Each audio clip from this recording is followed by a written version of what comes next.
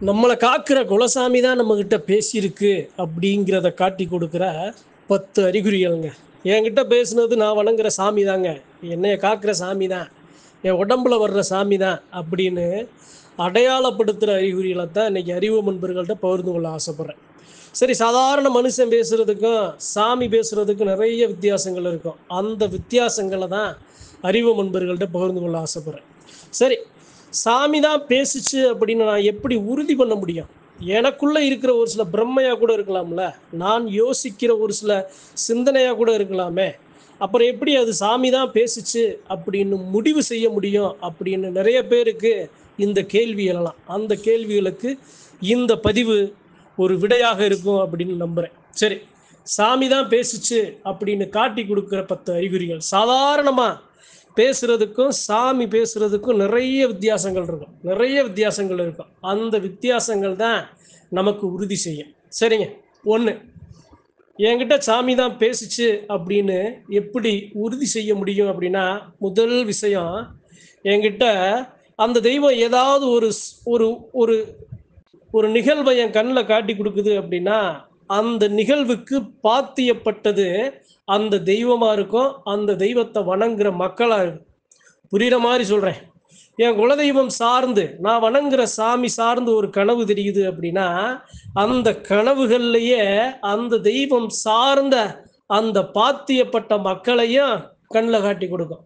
என்னுடைய அங்காளி பங்காளி பெருமக்களை கண்ணில் காட்டி கொடுக்கும். அப்ப இது இந்த நம்முடைய குலதெய்வத்துக்கு தான், குலதெய்வம் சார்ந்தது தான், குலதெய்வம் தான் நம்ம கிட்ட பேசுது, அதனாலதான் அந்த குலதெய்வம் சார்ந்த மக்களை அடையாளப்படுத்துது, கனவுல காட்டி கொடுக்குது அப்படிங்கிறத உறுதி செய்ய முடியும். சரி, 2வது, என்கிட்ட சாமி தான் பேசுது அப்படின்னு சுத்தி இருக்கிற என்னை சுத்தி இருக்கிற உயிரினங்கள் ஒரு அசரீத வாக்கு என் காதுக்கு வருது, அது என் சாமி சொல்லி அனுப்புது அப்படிங்கிற ஒரு பட்சத்துல அந்த அசரீத வாக்குக்கு சாட்சியாக நம்ம வீட்டில் சவனங்கள், பள்ளி சவனமோ அல்லது உயிரினங்களோட ஆடு மாடு இது போன்ற அந்த சவனங்கள் அதுக்கு சாட்சியா அமையும். சரி, 2.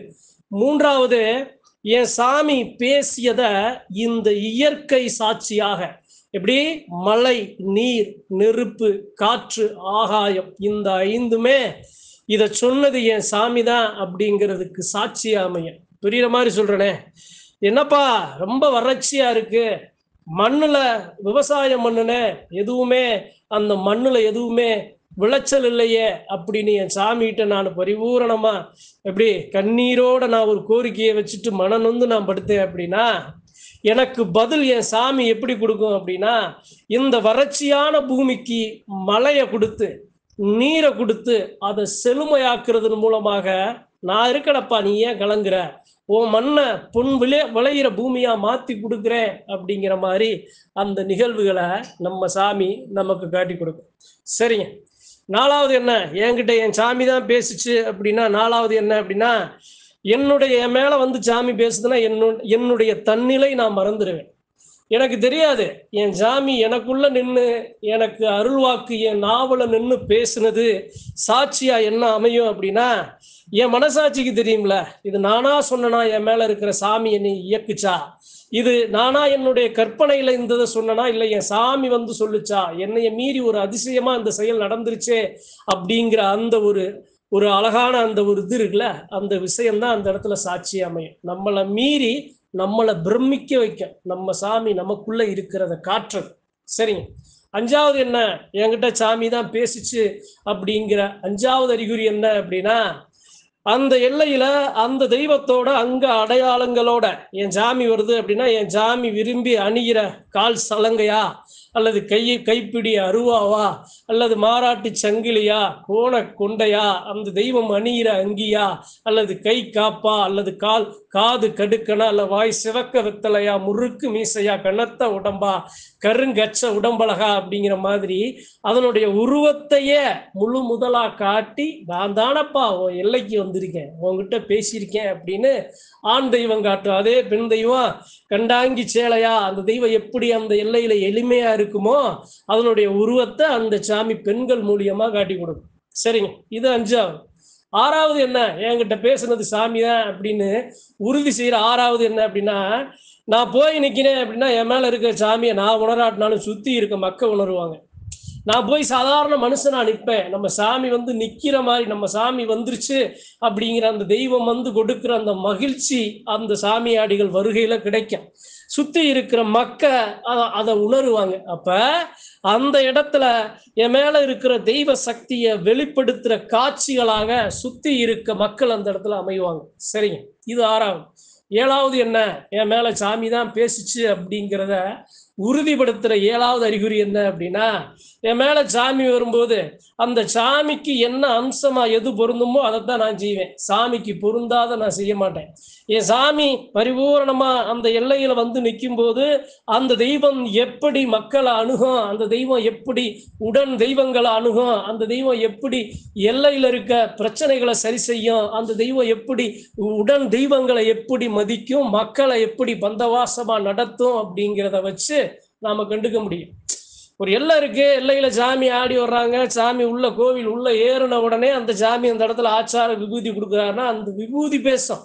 அந்த விபூதியை நாம வாங்கணும், நம்ம மனசுல குறையோட நாம நினைச்ச அந்த விபூதியை வாங்கினோங்கன்னா இந்த குறை சரியாகுங்கிற மன நம்பிக்கை வரும். அதுதான் அந்த இடத்துல சாட்சி அமையும். சரிங்க. 7வது என்ன? என் உடம்புல பேசுறது சாமி தான் அப்படிங்கிறது 7வது அறிகுறி என்ன அப்படின்னா, என்னுடைய வாகனம் அந்த தெய்வத்தோட வாகனம், அந்த பெண் தெய்வம் ஆண் தெய்வம் எந்தெந்த தெய்வம் இருக்கோ அந்தந்த தெய்வங்களுக்கு ஒரு வாகனம் இருக்கும். அன்ன பறவையா இருக்கும், மயிலா இருக்கும், நாயா இருக்கும், குதிரையா இருக்கும், யானையா இருக்கும், சிங்கமா இருக்கும், புலியா இருக்கும், நாகமா இருக்கும். இது போன்று அந்த தெய்வங்களோட உயிரினங்களோட ஓசையையும் வருகையையும் அந்த இடத்துல காட்டிக்கிட்டு இருக்கும், பிரதிபலிக்கும். இந்த சாமி வர்றதுக்கு முன்னாடி அந்த சாமி வர்றதுக்கு சாட்சியா அந்த சாமியோட வாகனம் அந்த எல்லையில நிற்கும். நாயாவும் இருக்கும், குதிரை கணக்கிற சத்தமாகவும் கேட்கும், யானை புல்லுற சத்தமாகவும் கேட்கும். அதே சமயம் இடி மின்னல் மழை சாட்சியா அந்த தெய்வத்துக்கு அமையும். சரிங்க. 8வது என்ன? என் உடம்புல இருக்குது சாமி தான் அப்படின்னு உறுதிப்படுத்துற 8வது அறிகுறி என்ன அப்படின்னா, என் மேல வந்த சாமிய உடன் தெய்வங்களை ஆடுற சாமியாடி பெருமக்கள் அடையாளம் காணும். என் மேல இருக்கிற சாமியை மற்ற சாமியாடிகள் ஏப்பா இன்னும் மருகி நிக்கிற வாத்தா அப்படின்னு என்ன அளப்பாங்க. அந்த பெண்கள் அளப்பாங்க, அந்த ஆண்கள் அளப்பாங்க. ஏன் என்னாச்சு, எதுக்கப்பா இந்த எல்லையில என்ன கோவக்குரிய வச்சு நீ நிக்க, ஏறி வாயா முறிச்சேரி வாயா அப்படின்னு அந்த அழைக்கிற அந்த சனம் அந்த சாமியாடி பெருமக்கள் இருக்காங்கல்ல, அதுதான் அந்த இடத்துல சாட்சி. எனக்குள்ள இருக்கிற சாமி அவங்களுக்கு தெரியும். என்ன அந்த சாமி எப்படி அணுக்கோதி நிக்கிறத அவங்க புரிஞ்சுக்க முடியும். சரி. 9வது என்ன? எனக்குள்ள இருக்கிற சாமி தான், என்கிட்ட பேசுறது சாமி தான் அப்படின்னு காட்டி கொடுக்குற 9வது அறிகுறி என்ன அப்படின்னா, என்னுடைய சொல் பலிதமாகும். நான் சொல்லுற அந்த செயல் அந்த இடத்துல வெற்றி அடைகிறதுக்கு வாய்ப்பு அமையும். நான் சொன்ன சொல் வெறும் சொல்லு அல்ல, என் சாமி எனக்குள்ள வந்த சொன்ன சொல், என் சாமி சொன்ன சொல், என் சாமி நினைக்கிற செயல், என் சாமி நின்று வழி நடத்துற அந்த செயல். அதனால அது வெற்றிகரமா அது முடியும். ஒரு ஆலயமோ அல்லது அந்த திருவிழாவோட அந்த வழியணைச்சு கொண்டணைச்சு வர்ற அந்த அரவணைப்போ இதெல்லாம் சாதாரண மனுஷனை விட நமக்குள்ள இருக்கிற சாமி இருந்துச்சு அப்படின்னா அதை வெற்றிகரமா முடிச்சு கொடுக்கும். தீய வினைகளை விலக்கி காத்து கருப்புகளை அடிச்சு ஒடிச்சு தெய்வங்களையும் அதை ஆயுதங்களையும் ஆபரணங்களையும் கரகங்களையும் எல்லாம் கொண்டு வந்து சேர்க்கும். அதுக்கு சாட்சி நமக்குள்ள அந்த நம்மளை சுத்தி இருக்கிற அந்த எல்லையில இருக்க சாமி. சரிங்க. 10வது அறிகுறி என்ன?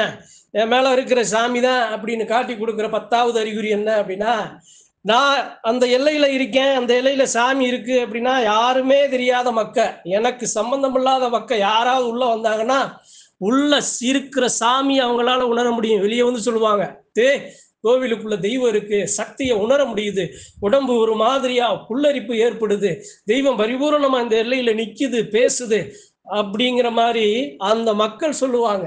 யாரும் எடுத்து சொல்ல வேண்டிய அவசியம் இல்லை, யாரும் சொல்லி கொடுக்க வேண்டிய அவசியம் இல்லை.